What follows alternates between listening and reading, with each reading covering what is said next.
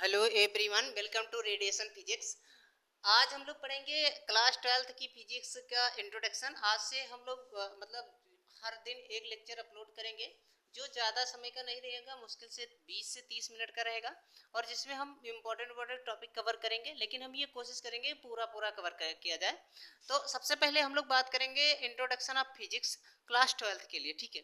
तो class 12th के लिए अगर हम इंट्रोडक्शन ऑफ फिजिक्स देख रहे हैं तो पहले हम देख लें कितने यूनिट हैं और कितने चैप्टर हमें पढ़ने हैं, ठीक है। तो अगर हम यूनिट की बात करें तो याद रखना कुल टोटल मिला के 9 यूनिट है और कुल 14 चैप्टर है, ठीक है। तो 9 यूनिट आपको पढ़ने हैं और 14 चैप्टर, तो हम एक एक को उठाते हैं, एक एक यूनिट को और उसके चैप्टर को भी साथ में डिस्कस करते हुए चलते हैं। सबसे पहले देख लेते हैं इलेक्ट्रोस्टैटिक्स। पहला यूनिट का नाम क्या है? इलेक्ट्रोस्टैटिक्स नाम है। और इलेक्ट्रोस्टैटिक्स का मतलब क्या होता है? जिसमें चार्ज क्या होता है, मतलब स्टैटिक्स पोजीशन में होता है। इलेक्ट्रो माने इलेक्ट्रिक चार्ज और स्टैटिक्स माने क्या होता है, रुका हुआ होता है, मतलब स्टेशनरी होता है या रेस्ट होता है। तो याद रखिएगा, study of rest charge is known as electrostatics. Study of rest charge is known as electrostatics. Electrostatics में हम लोग एक यूनिट में इसमें दो चैप्टर हैं। एक तो इलेक्ट्रिक चार्ज है and field, electric charge and field, और दूसरी यूनिट का नाम है, मतलब दूसरे चैप्टर का नाम है इलेक्ट्रिक पोटेंशियल एंड कैपेसिटेंस। इसमें हम लोग इलेक्ट्रिक चार्ज के बारे में पढ़ेंगे। तो इलेक्ट्रिक चार्ज क्या होता है, तो मतलब ऐसा वो क्या होता है कि इसके बारे में बात करेंगे, फिर फील्ड के बारे में बात करेंगे, तो हम लोग आगे बात करेंगे। लेकिन इसमें याद रखिएगा, इसमें जो भी बात करेंगे रेस्ट चार्ज के बारे में हम लोग पढ़ेंगे, ठीक है। उसके बाद में बात करेंगे और याद रखिएगा, इसमें हम लोग पढ़ेंगे कूलॉम्स लॉ क्या होता है, इलेक्ट्रिक फील्ड के बारे में बात करेंगे, गॉस थ्योरम के बारे में बात करेंगे, ठीक है। गॉस थ्योरम क्या होता है और उसकी एप्लीकेशन क्या है, तो वो सब हम यहाँ पर पढ़ेंगे, ठीक है। दूसरा है करंट इलेक्ट्रिसिटी। करंट इलेक्ट्रिसिटी का मतलब होता है मूविंग चार्ज, ठीक है। और मूविंग चार्ज क्या प्रोड्यूस करता है? करंट प्रोड्यूस करता है। और मूविंग चार्ज ही मैग्नेटिक फील्ड को प्रोड्यूस करता है। याद रखना, स्टेशनरी चार्ज सिर्फ सिर्फ इलेक्ट्रिक फील्ड जनरेट करता है। अगर कोई चार्ज मूव कर रहा है और कांस्टेंट स्पीड से मूव कर रहा है तो वो इलेक्ट्रिक और मैग्नेटिक फील्ड दोनों जनरेट करता है। और अगर कोई चार्ज मूव करता है लेकिन वेरिएबल स्पीड से चल रहा है तो वो इलेक्ट्रिक फील्ड, मैग्नेटिक फील्ड और साथ ही साथ में उस वो एनर्जी को भी रेडिएट करता है, ठीक है। तो याद रखिएगा, यहाँ पर मूविंग चार्ज की बात करेंगे तो ये करंट को भी।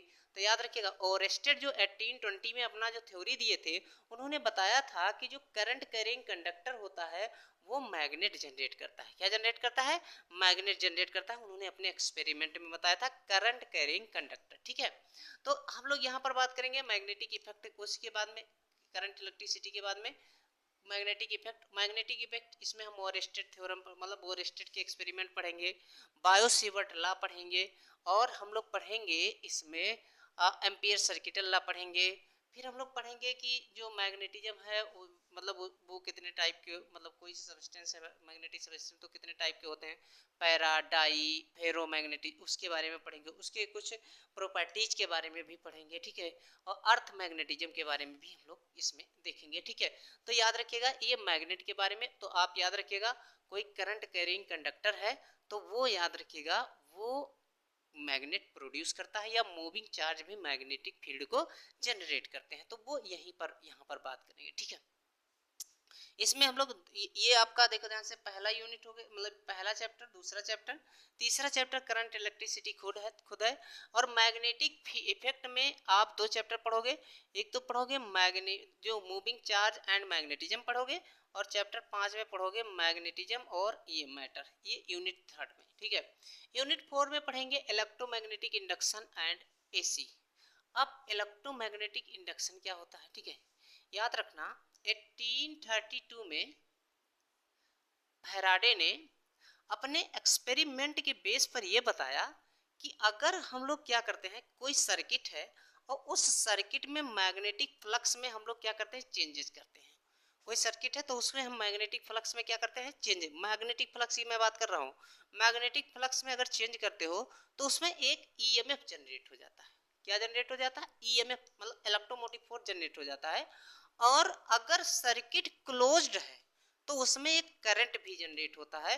तो जो ईएमएफ जनरेट होता है उसे इलेक्ट्रोमैग्नेट, उससे बोलते हैं, याद रखना, इलेक्ट्रोमैग्नेटिक, जो उसे बोलते हैं इंड्यूस्ड ईएमएफ। और याद रखिएगा जो करंट जनरेट होता है उसे इंड्यूस्ड करंट बोलते हैं। और इसी में हम लोग पढ़ेंगे लेंज का नियम पढ़ लेंगे, ठीक है, इसमें पढ़ेंगे। और हम लोग फैराडे लॉ तो पढ़ेंगे ही, ठीक है। और हम लोग इसी में पढ़ लेंगे एक लॉ, याद रखिएगा सेल्फ इंडक्शन क्या होता है और म्यूचुअल इंडक्शन क्या होता है। एक है अल्टरनेटिंग करंट, इसी यूनिट 4 में अल्टरनेटिंग करंट याद रखिएगा। इसमें अल्टरनेटिंग एक होता है एसी डायनमो, शायद आपने नाम सुना हो या नहीं सुना है तो सुन लो। एसी डायनमो क्या होता है, मैकेनिकल एनर्जी को इलेक्ट्रिकल एनर्जी में कन्वर्ट करता है, मैकेनिकल एनर्जी को इलेक्ट्रिकल एनर्जी में कन्वर्ट करता है। और इसमें हम लोग बहुत सारे सर्किट पढ़ेंगे, या जो मतलब एक एल सर्किट होता है, आर सर्किट होता है, एल आर पर सर्किट होता है, एल सी सर्किट होता है, एल सी आर सर्किट होता है। इसी में हम लोग पढ़ेंगे कि मतलब पावर के बारे में, ठीक है, कुछ कुछ याद रखिएगा इसी से रिलेटेड, ठीक है। और बहुत सारी चीजें इसमें हम लोग पढ़ेंगे, ठीक है। तो वो हम लोग इसी में पढ़ेंगे। तो एक चैप्टर करके है 6 ईएमएफ इंडक्शन, इलेक्ट्रोमैग्नेटिक इंडक्शन, और एक चैप्टर 7 है अल्टरनेटिंग करंट। अल्टरनेटिंग करंट में बहुत इंटरेस्टिंग टॉपिक है। और इसी में हम लोग पढ़ेंगे ट्रांसफार्मर।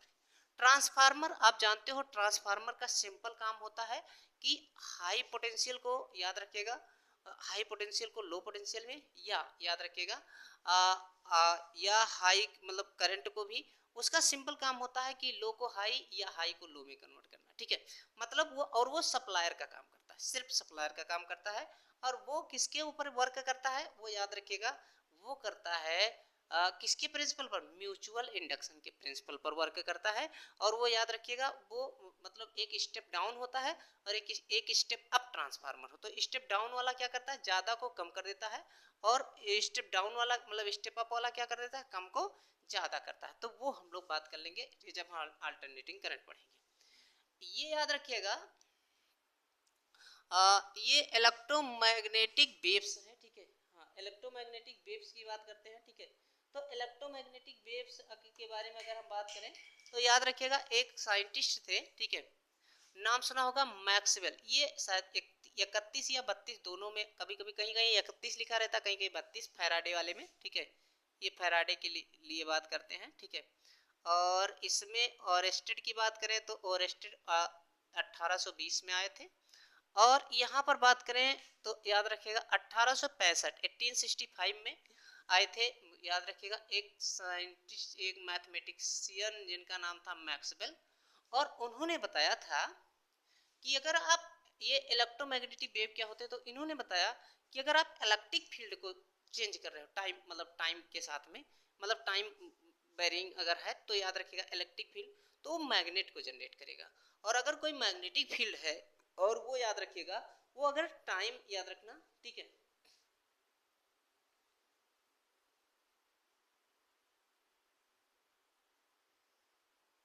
अगर इलेक्ट्रिक फील्ड चेंज हो रहा है टाइम के साथ तो मैग्नेट को जनरेट करेगा, और कोई मैग्नेटिक फील्ड है तो वो याद रखना इलेक्ट्रिक फील्ड को जनरेट करेगा। तो वो याद रखेगा, इसी को ईएम वेव बोलते हैं। और ये चैप्टर 8 में हम लोग पढ़ेंगे, ठीक है। ये मैक्सवेल ने बताया था। तो ये बहुत अच्छी बात है कि अगर इलेक्ट्रिक फील्ड टाइम के साथ चेंज हो रहा है तो वो याद रखेगा मैग्नेटिक फील्ड को जनरेट करेगा, और मैग्नेटिक फील्ड अगर टाइम के साथ चेंज हो रहा है तो वो इलेक्ट्रिक फील्ड को जनरेट करेगा। और हमने आपको बताया कि अगर कोई चार्ज मूव कर रहा है, और वो कैसे चार्ज, वो चार्ज जो है वो टाइम, वो चार्ज मूव कर रहा है और वो कांस्टेंट स्पीड से चल रहा है, तो याद रखिएगा वो इलेक्ट्रिक फील्ड और as well as magnetic field को जनरेट करेगा। तो ये भी बात है। ऑप्टिक्स में क्या पढ़ेंगे, ठीक है। ऑप्टिक्स में बहुत अच्छे अच्छे साइंटिस्ट आए, लेकिन सबसे इंपॉर्टेंट यहाँ पर हम जो पढ़ेंगे उसकी बात करते हैं। पहले तो हम समझ लेते हैं ऑप्टिक्स क्या होता है। तो study of light, study of light की बात करेंगे, ठीक है। स्टडी ऑफ लाइट की बात करेंगे, और इसमें हम दो पार्ट में करके पढ़ेंगे, एक चैप्टर 9 और एक चैप्टर 10। एक को बोलते हैं रे ऑप्टिक्स और दूसरे एंड ऑप्टिकल इंस्ट्रूमेंट। और ऑप्टिकल इंस्ट्रूमेंट आप याद रखिएगा जो गैलीलियो ने, जैसे आप याद रखिएगा एक ठीक है, एक उन्होंने बनाया था, ठीक है, माइक्रोस्कोपी, ठीक है। तो माइक्रोस्कोपी के बारे में, जैसे माइक्रोस्कोपी हो गया, ठीक है, या टेलीस्कोप हो गया, तो वो सब कैसे वर्क करता है वो ऑप्टिकल इंस्ट्रूमेंट, तो वो सब भी हम लोग यहाँ पर पढ़ेंगे। ह्यूमन आई के बारे में थोड़ा बहुत देख लेंगे, ठीक है, कि क्या कैसे आई डिफेक्ट होता है, वो सब बातें यहीं पर करेंगे। फिर उसके बाद में वेव ऑप्टिक्स के बारे में बात करेंगे। वेव ऑप्टिक्स याद रखिएगा जो हाइगन्स वेव थ्योरी है उसमें वो पढ़ेंगे, और इसी में हम लोग पढ़ेंगे डाइफ्रैक्शन और इंटरफेरेंस ऑफ लाइट की भी बात करेंगे। और याद रखिएगा इंटरफेरेंस ऑफ लाइट और डाइफ्रैक्शन दोनों शो करते हैं वेव नेचर को, तो वो हम आगे यहाँ पर बात करेंगे, ठीक है। उसके बाद में आ जाइएगा dual nature of radiation and matter. ये डुअल नेचर क्या होता है? दोहरा नेचर, एक होता है पार्टिकल नेचर और एक होता है वेव नेचर। पार्टिकल नेचर जो शो करता है उस थ्योरी का नाम आप समझ लीजिए फोटो इलेक्ट्रिक इफेक्ट कहते हैं। क्या कहते हैं? फोटो इलेक्ट्रिक इफेक्ट जो है वो पार्टिकल नेचर को बहुत अच्छे से एक्सप्लेन करता है। और जो मतलब डुअल नेचर में एक वेव नेचर होता है, वेव नेचर को बताया इंटरफेरेंस और डाइफ्रैक्शन वो शो करते हैं, ये याद रखिएगा। ये चैप्टर 11 में हम लोग पढ़ेंगे। और याद रखिएगा मैटर मतलब आप जानते हो जिसमें वेट होता है या मास होता है, जो तथा स्पेस जो ऑक्यूपाई करता है, और इसको बहुत अच्छे से एक्सप्लेन किया है डी ब्रॉगली इक्वेशन से। हम लोग बात करेंगे lambda is equal to h upon p, यहाँ पर थ्योरी पढ़ेंगे, ठीक है। और यहीं पर याद रखिएगा एक आप आइंस्टीन इक्वेशन पढ़ते हैं कि मैक्स इज इक्वल टू होता है, ठीक है, H into new minus new not, ये वाली थ्योरी हम लोग इसी में बात करेंगे, ठीक है। तो ये थ्योरी मतलब ये हम लोग ये बहुत इंपॉर्टेंट थ्योरी है, तो ये भी हम लोग यहाँ पर पढ़ेंगे। और यहीं पर पढ़ेंगे वर्क फंक्शन क्या होता है, थ्रेशोल्ड फ्रीक्वेंसी क्या होता है, थ्रेशोल्ड वेवलेंथ क्या होता है, इसी में हम लोग बहुत सारी चीजें और पढ़ने वाले हैं, ठीक है। तो ये भी आप चैप्टर नंबर आप 11 में पढ़ोगे, बहुत इंटरेस्टेड है। उसके बाद में हम लोग आएंगे एटम एंड न्यूक्लियाई। तो आप जानते हैं एटम एंड न्यूक्लियाई की अगर हम बात करें तो याद रखना जो मतलब डाल्टन साहब, जैसे भाई आप एक बात बताओ, पुराने लोग कभी अपने जो भी बात बोल दिए हैं वो जैसे लगता है कि मतलब बिल्कुल लकीर हो गया, मतलब वही चीज सत्य है। जैसे आप डाल्टन की नाम डाल्टन थ्योरी ले लीजिए। डाल्टन क्या बताते थे? डाल्टन ये कहते थे कि एटम जो है वो नॉन इंडिविजुअल है, उसे आप डिवाइड नहीं कर सकते।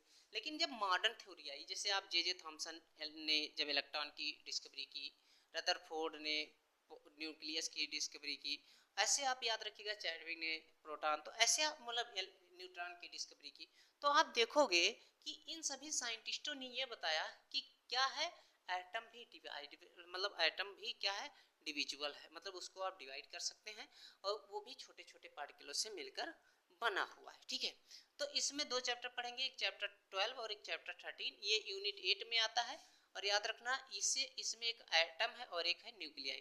तो इसमें हम लोग पढ़ेंगे थॉमसन मॉडल पढ़ेंगे, ठीक है। इसमें पढ़ेंगे रदरफोर्ड मॉडल पढ़ेंगे हम लोग, और इसी में हम लोग पढ़ेंगे बोहर मॉडल भी पढ़ेंगे। इसमें हम पढ़ेंगे हाइड्रोजन स्पेक्ट्रम पढ़ेंगे, और इसी में कुछ श्रेणियाँ जैसे लाइमन बामर पास्चन ब्रैकेट फुंड वो सब पढ़ेंगे, ठीक है, वो श्रेणियाँ भी पढ़ेंगे, ठीक है। तो वो सब भी इम्पोर्टेंट हो जाता है कुछ। उसके बाद में न्यूक्लियाई के बारे में पढ़ेंगे। तो आप जानते हो न्यूक्लियाई में न्यूक्लियस में कौन होता है, प्रोटॉन तथा न्यूट्रॉन, और आउटर साइड में इलेक्ट्रॉन जो होता है वो क्या करता है, चक्कर लगाता रहता है, जैसे ये, ठीक है। तो ये आपका मान लीजिए न्यूक्लियस है, तो इसके चारों ओर ऐसे क्या करते हैं, ये चक्कर ऐसे लगाते रहते हैं इलेक्ट्रॉन। तो न्यूक्लियस के बारे में पढ़ेंगे, न्यूक्लियस में आइसोबार क्या होता है, ठीक है। और उसके बाद इसी में हम लोग पढ़ लेंगे, ठीक है। इसी में पढ़ लेंगे कि ये पढ़ लेंगे कि सब न्यूट्रॉनिक क्या होता है। इसी में हम लोग पढ़ लेंगे मास डिफेक्ट के बारे में थोड़ा सा सीख लेंगे, फिर एनर्जी मास रिलेशन थोड़ा सा सीख लेंगे इसी में।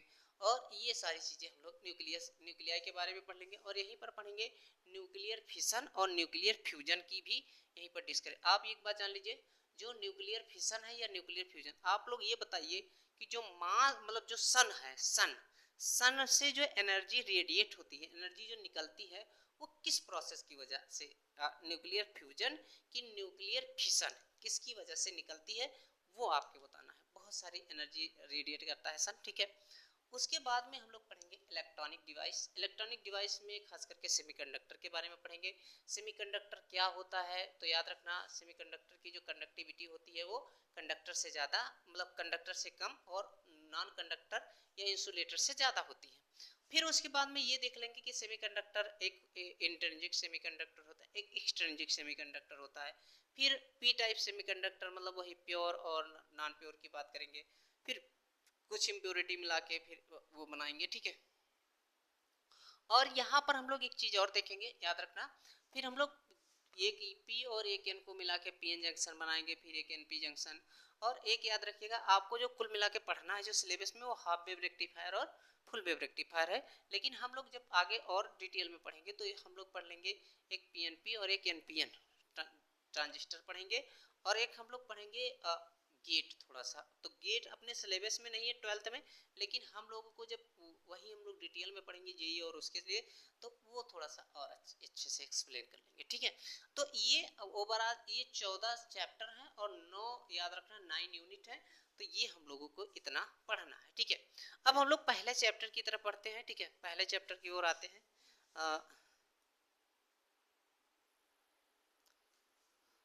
यहाँ पर आप देख सकते हैं पहला चैप्टर जो है आपका, ठीक है, इलेक्ट्रिक चार्ज एंड फील्ड है, ठीक है। और इलेक्ट्रिक चार्ज एंड फील्ड का पहले हम लोग सिलेबस देख लेते हैं कि क्या आपको सिलेबस में पढ़ना है, ठीक है। तो पहला आप देखिए ध्यान से, सबसे पहले सिलेबस में इलेक्ट्रिक चार्ज है। इलेक्ट्रिक चार्ज याद रखना, ठीक है। इलेक्ट्रिक चार्ज के बारे में पढ़ेंगे, इलेक्ट्रिक चार्ज कैसे जनरेट किए जा सकते हैं, इलेक्ट्रिक चार्ज, ठीक है, कि कैसे याद रखना, ये भी देख लेंगे कि इलेक्ट्रिक चार्ज की प्रॉपर्टीज क्या हैं, तो ये भी बात करेंगे, ठीक है। फिर उसके बाद में दो स्टेशनरी चार्ज है, तो उनके बीच में जो लगने वाला फोर्स है, तो वो हम लोग बात करेंगे कूलम्ब्स लॉ के बेस पे, ठीक है। फिर कूलम्ब्स लॉ, फिर हम लोग ये देखेंगे कि कई चार्ज अगर हैं, बहुत सारे चार्ज हैं, तो उनके बीच में फोर्स जो लग रहे हैं वो कैसे, मतलब हम लोग यहाँ पर इसको बोलेंगे सुपरपोजिशन थ्योरम बात करते हैं, तो उसके बारे में भी थोड़ा सा चर्चा करेंगे यहाँ पर, ठीक है। फिर इलेक्ट्रिक फील्ड क्या होता है, ठीक है। तो इलेक्ट्रिक फील्ड मतलब कोई मान लीजिए चार्ज है, तो उसके ऊपर जो फोर्स लग रहा है इलेक्ट्रिक फील्ड के अंदर, तो उसी को हम लोग याद रखिएगा, मतलब किसी कोई चार्ज है तो उसके ऊपर कोई फोर्स, कितना फोर्स लग रहा है, तो वह वो इलेक्ट्रिक फील्ड को बताता है, ठीक है।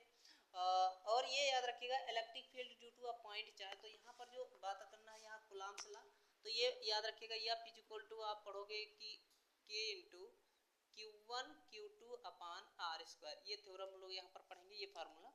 और इलेक्ट्रिक फील्ड के बारे में अगर हम बात करें, ठीक है, इलेक्ट्रिक फील्ड के बारे में बात करें, तो इलेक्ट्रिक फील्ड का मतलब यहाँ पर याद रखिएगा या E is equal to F upon Q nought. तो या यहाँ पर ये भी बात करेंगे कि कोई चार्ज है या यूनिट पॉजिटिव, ये कोई अगर मान लीजिए टेस्ट चार्ज है, पॉजिटिव टेस्ट चार्ज है, तो उसके ऊपर कितना फोर्स अप्लाई हो रहा है उसकी बात करेंगे। Electric field due to a point charge की बात करेंगे, ये हम लोग यहाँ पर E बराबर निकालेंगे, फार्मूला यहाँ पर E बराबर 1/4 epsilon not Q upon R square की बात करेंगे। इलेक्ट्रिक डाइपोल क्या होता है, तो P is equal to Q into 2L, ये इसके बारे में बात करेंगे कि मान लीजिए दो चार्ज हैं, अब जो अपोजिट साइन के हैं, ठीक है, कोई एक प्लस है एक माइनस है, तो उनके बीच में जो डिस्टेंस है, तो वो याद रखिएगा एक सिस्टम के बारे में ये बताता है, ठीक है, कि एक पॉजिटिव है एक नेगेटिव है, तो वो एक सर्टेन डिस्टेंस पे होते हैं, तो उन्हीं को हम लोग याद रखिएगा इलेक्ट्रिक डाइपोल कहते हैं। इलेक्ट्रिक डाइपोल मोमेंट कब कहते हैं, तो दोनों चार्जों में से कोई एक चार्ज ले लेते हैं और उनके बीच का डिस्टेंस लेकर उसे मल्टीप्लाई करके जो हमें मिलता है वो इलेक्ट्रिक डाइपोल मोमेंट कहलाता है। फिर इलेक्ट्रिक फील्ड फाइंड करेंगे due to electric dipole. Electric dipole एक एक्सियल पॉइंट में फाइंड करते हैं, तो एक्सियल पॉइंट पे जो फाइंड करते हैं वो E बराबर फार्मूला जो होता है 1/4 epsilon not 2p upon r cube, इसकी बात करेंगे। और याद रखना इक्वेटोरियल पे जब फाइंड करते हैं तो बस सिर्फ यहाँ पर 1/4 एप्सिलॉन नॉट तो रहता है, लेकिन सिर्फ p अपान r क्यूब हो जाता है, मतलब यहाँ पर 2p यहाँ पर p, तो ये 2 टाइम्स होता है एक्सियल वाला जो है इक्वेटोरियल से, ठीक है। फिर इलेक्ट्रिक मतलब डाइपोल इन ये यूनिफॉर्म इलेक्ट्रिक फील्ड में कितना, मतलब यूनिफॉर्म इलेक्ट्रिक फील्ड में डाइपोल पर कितना टार्क लगता है उसकी बात करेंगे। तो कितना टार्क लगता है, तो याद रखना टाउ बराबर p साइन थीटा होता है। तो ये फार्मूला भी हम लोग यहाँ पर ड्राइव करेंगे और सीखेंगे कि कैसे कोई मान लीजिए कि कोई डाइपोल रखा है तो कैसे वो मूव करता है उसके बारे में भी चर्चा करेंगे। फिर इलेक्ट्रिक फ्लक्स की बात करेंगे, तो इलेक्ट्रिक फ्लक्स माने फाई, तो फाई ई इंटू ए वेक्टर, मतलब याद रखिएगा scalar product of electric field and area, मतलब याद रखना एरिया वेक्टर, तो उसको हम लोग बोलते हैं इलेक्ट्रिक फ्लक्स, तो उसके बारे में भी पढ़ेंगे। फिर हम लोग पढ़ेंगे गास थ्योरम। गास थ्योरम क्या होता है, तो कोई याद रखना इमेजिनरी, मान लीजिए कि कोई इमेजिनरी कोई स्फीयर है, ठीक है, या गासियन सरफेस है, तो वहां से याद रखना पर यूनिट वहां से कितना चार्ज पास हो रहा है, ठीक है, नेट चार्ज कितना पास हो रहा है, तो उसके ऊपर उसके बारे में भी बात करेंगे। तो यहाँ पर याद रखना ये हम लोग फार्मूला जो निकालते हैं वो फाई ई बराबर निकालते हैं Q अपान एप्सिलॉन नॉट, ये फार्मूला यहाँ पर ड्राइव होता है, तो फाई ई बराबर Q अपान एप्सिलॉन नॉट। और उसके बाद में हम लोग इसके एप्लीकेशन की बात करेंगे। तो एप्लीकेशन इसका थोड़ा सा इंपॉर्टेंट हो जाता है क्योंकि हर बार लगातार एग्जाम में पूछा जा रहा है, और एग्जाम में तो पूछा ही जा रहा है लेकिन और साथ साथ में ये पूछा जा रहा है कॉम्पिटिटिव एग्जाम में भी, तो यहाँ पर हम लोग वो भी बात करेंगे। एक इनफाइनाइट कोई हम लोग लाइन वायल, कोई इनफाइनाइट लेंथ ऑफ वायल लेंगे, एक इनफाइनाइट सीट लेंगे, फिर उसी के तरीके से हम लोग कोई मान लीजिए स्फीयर है, ठीक है, तो स्फीयर के आउटर साइड में कितना होगा इलेक्ट्रिक फील्ड, उसके सेल पर कितना होगा ऑन दी सरफेस, और उसके इनर साइड में कितना इलेक्ट्रिक फील्ड होगा, वो भी हम लोग यहाँ पर जनरेट करेंगे on the basis of Gauss theorem के एप्लीकेशन पर ही। तो इलेक्ट्रिक चार्ज सबसे पहले हम लोग स्टार्ट करते हैं, ठीक है, इलेक्ट्रिक चार्ज के बारे में बात करते हैं। तो हम लोग सीखते हैं सबसे पहले इलेक्ट्रिक चार्ज क्या होता है। तो इलेक्ट्रिक चार्ज की अगर हम बात करें, ठीक है, तो इलेक्ट्रिक चार्ज की बात करें तो हम लोग कहेंगे electric charge is the basic physical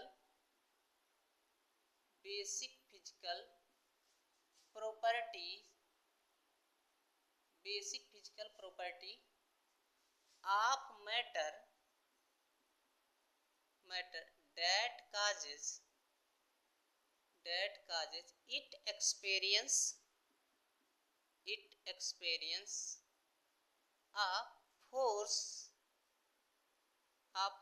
when placed in an electromagnetic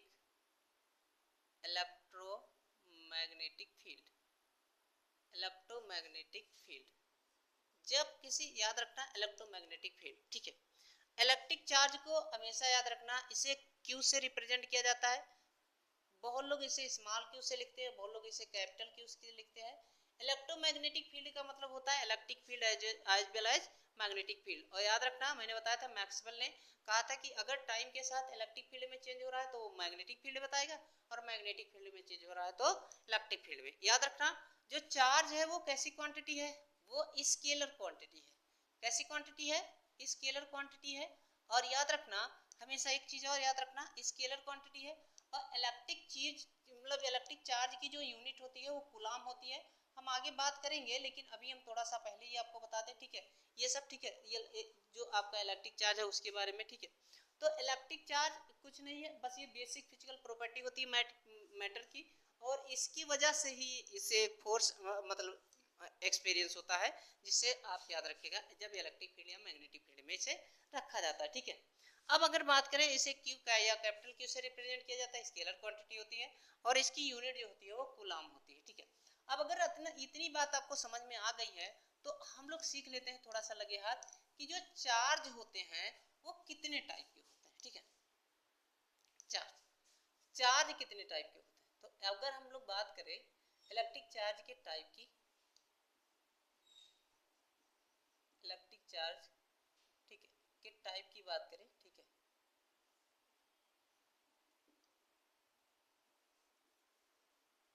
types, तो ये दो टाइप के होते हैं। एक होता है पॉजिटिव चार्ज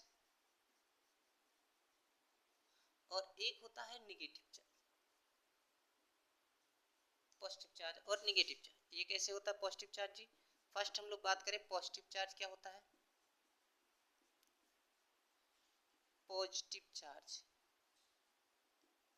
ठीक है, कोई ऑब्जेक्ट कब पॉजिटिव बनता है, जब वो इलेक्ट्रॉन को क्या कर दे, लॉस कर दे। जैसे फॉर एग्जांपल अगर बात करें, ठीक है, जैसे एग्जांपल के तौर अगर हम बात करें फॉर एग्जांपल की, जैसे सोडियम है, सोडियम का वैसे 11 होता है, लेकिन अगर इसने अपने इलेक्ट्रॉन को लॉस कर दिया, मतलब Na+ लिखा और इसने इलेक्ट्रॉन को ये लॉस कर दिया, तो हम क्या बोलेंगे, an object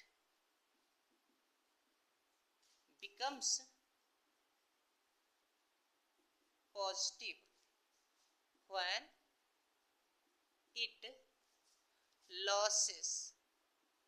it losses its electron।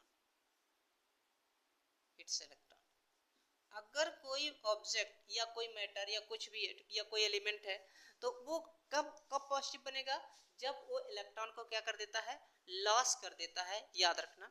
और अगर लॉस करेगा तो हम लोग इसके लिए याद रखना जो सिंबल बनाते हैं वो ऐसे बनाते हैं, और याद रखना पॉजिटिव सिंबल से जो इलेक्ट्रिक फील्ड लाइंस होती है वो आउटर साइड में जाती है, आउटर साइड में मूव करती है, ये आउटर साइड में ऐसे, और इसका जो डायरेक्शन बनाते हैं हम लोग बाहर की ओर बनाते हैं, क्योंकि इसने इलेक्ट्रॉन को रिलीज किया है, इलेक्ट्रॉन को इसने क्या किया है, रिलीज किया है, इसलिए ऐसा बनाते हैं। ठीक है, अब अगर हम लोग बात करें नेगेटिव चार्ज की, तो अब क्या करोगे, इसमें सिंपल डिफिनेशन अगर दें, और अगर हम लोग इसका एक एक्सपेरिमेंटल, तो वो देखें एक्सपेरिमेंटल थ्योरी जो आप मतलब जो जो पुराने साइंटिस्ट ने किया था।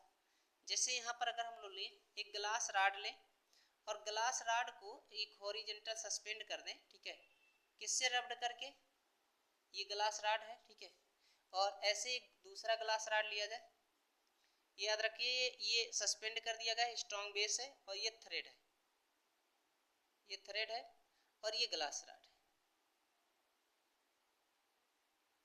इसको रब्ड किया गया है, और याद रखना सिल्क क्लॉथ से रब्ड किया गया है, ये दूसरा है, ठीक है, दूसरा ग्लास राड है, ये दूसरा ग्लास राड है, याद रखना, और इसको क्या किया गया, इसको रब्ड किया गया है सिल्क क्लॉथ से, सिल्क क्लॉथ से रब्ड किया जाता है, तो ये पॉजिटिव हो जाता है, ये पॉजिटिव हो जाता है, ये भी ग्लास राड क्या हो जाता है, पॉजिटिव हो जाता है, और जब इनको हम लोग पास में लाते हैं तो इनके बीच में रिपल्सन होता है, क्या होता है, रिपल्सन होता है। सिल्क क्लॉथ के साथ में जब ग्लास राड को रबड़ा मतलब क्या किया जाता है, रब्ड किया जाता है, रगड़ा जाता है, और उनको पास में दो ग्लास राड को जब लटका दिया जाता है, सस्पेंड कर दिया जाता है, तो याद रखिएगा वो क्या होते हैं, वो एक दूसरे को रिपेल करते हैं, क्या करते हैं, रिपेल करते हैं एक दूसरे को। ठीक है, अगर हम वही बात करें, ठीक है, अब यही निगेटिव चार्ज के लिए बात करें, ठीक है, तो निगेटिव चार्ज के लिए अगर हम बात कर रहे हैं तो यहाँ पर सिर्फ आप निगेटिव लिख दो, ठीक है, निगेटिव, और ये आपका नेगेटिव बन गया, ठीक है। अब an object becomes negative, negative charge becomes when it gains its electron, when it gains electron, अगर ये इलेक्ट्रॉन को गेन करता है तो ये क्या बन जाएगा, ये नेगेटिव बन जाएगा, और नेगेटिव अगर बना तो याद रखना यहाँ पर नेगेटिव साइन, और इसका जो मुंह बनेगा वो इधर बन जाएगा। अब इसका ये आपकी कहाँ है, अंदर जाएंगे, ठीक है, जो इलेक्ट्रिक फील्ड लाइन है वो किधर जाएंगे, अंदर की तरफ, ठीक है, इधर इनका मुंह रहेगा, अंदर की तरफ रहेगा, ठीक है।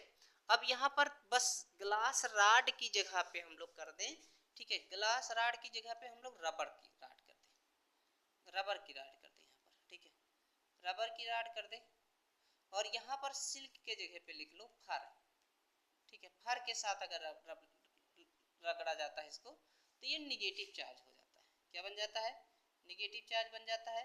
और अब यहाँ पर रबर राड है तो ये एक दूसरे को तब भी ये रिपेल ही करेंगे, याद रखना। जैसे फॉर एग्जांपल अगर हम एग्जांपल के तौर पे देखें तो जैसे क्लोरीन है, इलेक्ट्रॉन को अगर इसने गेन किया तो ये क्लोरीन निगेटिव हो जाता है, क्या हो जाता है, क्लोरीन निगेटिव हो जाता है। तो इसका मतलब निगेटिव चार्ज अगर कोई है तो इलेक्ट्रॉन को गेन किया है, और अगर कोई पॉजिटिव चार्ज है तो उसने इलेक्ट्रॉन को क्या किया है, लॉस किया, याद रखना। और चार्ज जो होता है वो बेसिक फिजिकल प्रॉपर्टी होता है मैटर की, जिसकी वजह से फोर्स एक्सपीरियंस करता है जब वो इलेक्ट्रिक या मैग्नेटिक फील्ड में प्लेस किया जाता है। इतना चीज हम लोग सीख चुके हैं, ठीक है, कोई दिक्कत किसी को नहीं ना, ध्यान से देखिएगा और याद रखिएगा। ये हमने सीख लिया, निगेटिव चार्ज और पॉजिटिव चार्ज की बात भी कर ली हमने, ठीक है।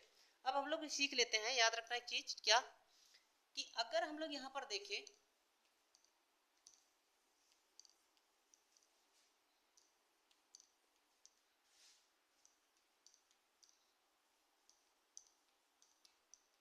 अगर हम लोग देखें कि एक निगेटिव चार्ज और एक पॉजिटिव चार्ज है, ठीक है, यहाँ पर देखो अगर एक पॉजिटिव चार्ज है, ठीक है, एक पॉजिटिव चार्ज को एक पॉजिटिव चार्ज के पास लेकर आते हो तो ये रिपल्सन होता है, एक निगेटिव चार्ज को एक निगेटिव चार्ज के पास लेकर आते हो तब भी रिपल्सन होता है। लेकिन अगर एक पॉजिटिव चार्ज को एक निगेटिव चार्ज के पास लेकर जाते हो तो अट्रैक्शन होता है। एक दूसरा अगर एक निगेटिव चार्ज को एक पॉजिटिव चार्ज की तरफ लेकर जाते हो तब भी अट्रैक्शन होता है। इसका मतलब क्या हुआ, लाइक चार्ज जो होते हैं, लाइक चार्ज जो होते हैं वो रिपेल करते हैं एक दूसरे को, और अनलाइक चार्ज जो होते हैं वो अट्रैक्ट करते हैं एक दूसरे को। अनलाइक चार्ज जो होते हैं वो अट्रैक्ट करते हैं एक दूसरे को, और लाइक चार्ज जो होते हैं तो रिपेल करते हैं। तो ये नोट में करके लिख लेना, लाइक चार्ज क्या होते हैं, repel to each other, and unlike charge क्या होते हैं, attract to each other. Method of charging of ion object की बात करेंगे तो हम लोग कल बात कर लेते हैं। Thank you everyone, we will see in the next class.